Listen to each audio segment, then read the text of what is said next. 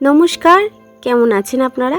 আশা করি ভালো আছেন আর আমিও খুব ভালো আছি। হ্যাঁ, আপনারা ঠিকই দেখছেন, আমি এখন রুটি ভাজছি আর এটা হলো আমাদের রাতের ডিনার। আজ রান্না করতে করতেই আপনাদের সঙ্গে গল্প করব। আজকে ভেবেছি একটু শর্টকাটেই রান্নাটা সারবো। চলে এসেছি বাবার বাড়ি থেকে, আজকেই আসলাম আর শুরু হয়ে গেল সংসারের কাজকর্ম। বাবার বাড়ির মতন তো আর কাজে ছুটি নেই। শ্বশুরবাড়ি এসছি, এইবার তো নিজের সংসারের কাজটা নিজেকেই গুছিয়ে করতে হবে। দেখুন, আমার কিন্তু রুটি ভাজা হয়ে গেছে। হ্যাঁ, কদিন আগেও আমি এটা পারতাম না, এখন দেখি ঠিকঠাকভাবে রুটিটা হয় আর বেশ ফোলেও।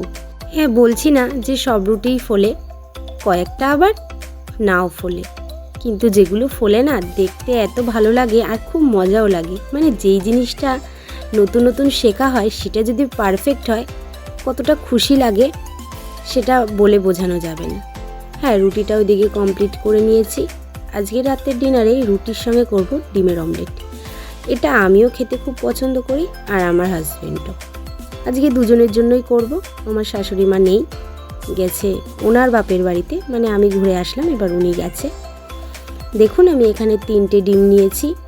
3টে ডিমের মধ্যে 2টো ডবল ডিম করব আর একটা সিঙ্গেলই করব। মানে মিস্টার মল্লিকের জন্য ডবল ডিমই করব আর আমার জন্য সিঙ্গেল ডিম। খুব একটা বেশি কিন্তু আমি খেতে একদমই পারি না, ওই একটা ডিমই আমার জন্য ঠিক আছে। 2টো ডিম না আমার জন্য বাড়াবাড়ি হয়ে যেত। মিস্টার মল্লিক বলল, তোমার জন্য 2টো করো, রুটি দিয়ে খাবে, কিন্তু আমি একটাই সেই নিলাম, কারণ 2টো যে আমি খেতে পারবো না আর শুধু শুধু নষ্ট করেই বা কী হবে।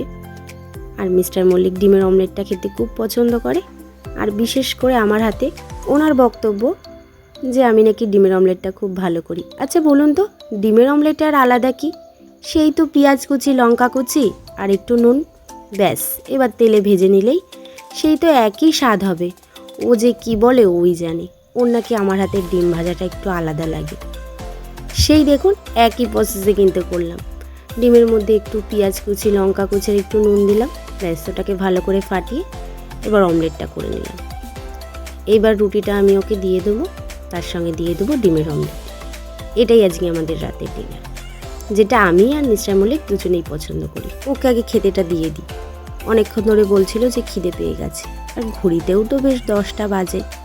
ওর জন্য আর দেরি করলাম না, ভাবলাম আগে দিয়ে দিই, তারপরে আমি আমারটা করব। এদিকে মামাম আর মামামের পাপা দুজন মিলে খেলা করছে আর আমি এইদিকে ডিনারটা রেডি করে নিলাম। মামাম এখন এত দুষ্ট হয়েছে, একজন ওর পাশে বসতেই হয়, নয়তো এই কি ঘটিয়ে ফেলে। মানে যবে থেকে আমার মামাম হামাগুড়ি দেওয়া শিখেছে আর এখন তো ধরে ধরে হাঁটতেও পারে, তারপর থেকে না খুবই দুষ্টু হয়েছে।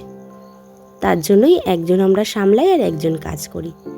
এই যে আমারও হয়ে গেল ডিনারটা রেডি করে নিয়েছি অমলেট। আমার অমলেটটা একটু ভেঙে গেল, ও যাই হোক, আমিই তো খাবো, ওটা তো সুন্দর করে করে দিয়েছি। এইবার 3জন মিলে ডিনারটা কমপ্লিট করব। না না, 3জন না, 2জন। মামামের কিন্তু ডিনার করা হয়ে গেছে, রাতের খাওয়া দাওয়া তো এখানেই শেষ হলো, কিন্তু কাজ কিন্তু এখনও শেষ হয়নি। এই যে রান্না করলাম, সব কিছু পরিষ্কার না করে রাখলে হয়? সকালে উঠে আবার সকালের রান্না আছে, সকালে উঠে একবার একটু পুছে নিলেই হয়ে যাবে, নোংরাটা তো এখন পরিষ্কার থাকলো। আজ তবে আসি বন্ধুরা, দেখা হচ্ছে নতুন একটা ব্লগের সঙ্গে।